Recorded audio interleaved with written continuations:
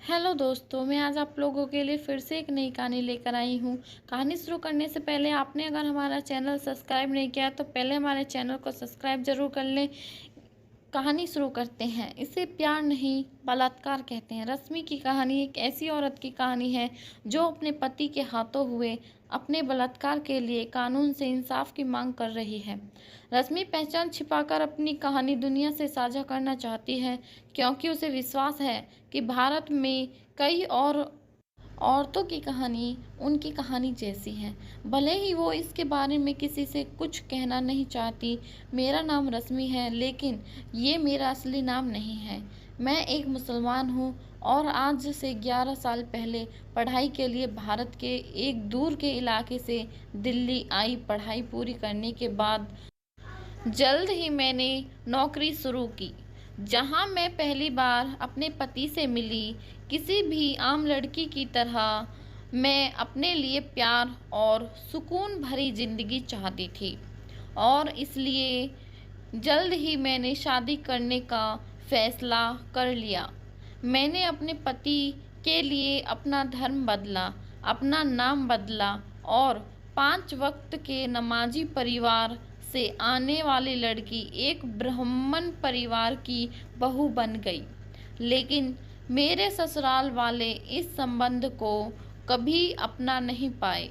शादी के कुछ दिनों बाद से ही इन बातों को लेकर मेरे और मेरे पति के बीच झगड़े बढ़ने लगे और इसका खामियाजा मुझे हर रात भुगतना पड़ता था। मेरी मर्जी हो या ना हो, मेरे पति जबरन मेरे साथ शारीरिक संबंध बनाते थे। इस दौरान मुझे काटना, चोट पहुंचाना, तरह तरह से दर्द देना उनकी आदत बन गई। मैं उनकी पत्नी थी और इसलिए किसी भी कीमत पर मुझे ना कहने का अधिकार नहीं था। मेरी मर्जी का कोई मतलब नहीं। महीने के उन दिनों जब मेरी तबीयत ठीक नहीं रहती थी, तब भी वह मुझसे ज़बरदस्ती करते थे। पत्नी को अर्धांगिनी यानी पति का आधा अंग कहते हैं, लेकिन मेरे पति को मेरे दर्द से कोई मतलब नहीं था। धीरे धीरे मुझे एहसास होने लगा कि इस शादीशुदा संबंध में मेरे पति के लिए मेरी मर्जी का कोई मतलब नहीं। उनके ज़बरदस्ती करने पर मैं खुद को छोड़ देती थी।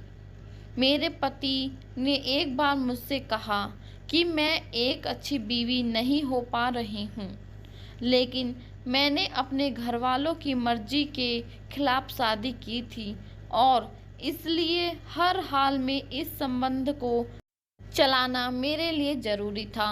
शादी के 1 साल बाद 14 फरवरी 2013 की रात जो हुआ उसे याद कर आज भी मेरी रूह कांप जाती है।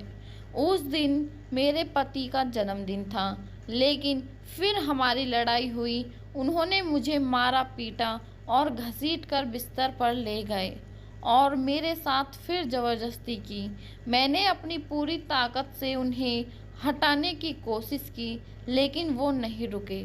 इसके बाद उन्होंने मेरे भीतर टॉर्च घुसा दी। जब मैं दर्द से बेहोश हो गई तो वो दरवाज़ा बंद कर चले गए, जिसके बाद मेरे ससुराल वालों ने मुझे अस्पताल पहुंचाया। इसके बाद मैं कभी अपने पति के घर वापस नहीं गई। अस्पताल से थाने और थाने से अब अदालत। मेरी ज़िंदगी अब बस इसी के आसपास घूमती है। लेकिन सबसे बड़ा सवाल जो मुझे खाए जाता है वो ये है कि हमारे समाज में शादी को चलाने और पति को खुश रखना ये सब औरत की ही जिम्मेदारी क्यों है। मेरा शरीर और मेरी मर्जी क्या कोई मायने नहीं रखता।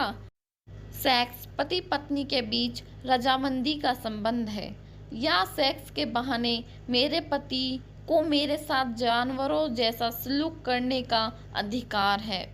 मेरे पति ने मेरे साथ जो किया उसे कानून क्या कहता है, इससे मुझे कोई फ़र्क नहीं पड़ता।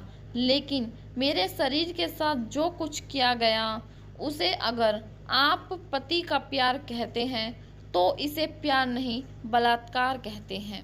अगर आपको हमारी यह कहानी अच्छी लगी है तो प्लीज़ वीडियो को ज़्यादा से ज़्यादा शेयर करें, क्योंकि आज भी महिलाएं ऐसी पीड़ा से गुजरती हैं और वह इस दलदल से बाहर निकल सके।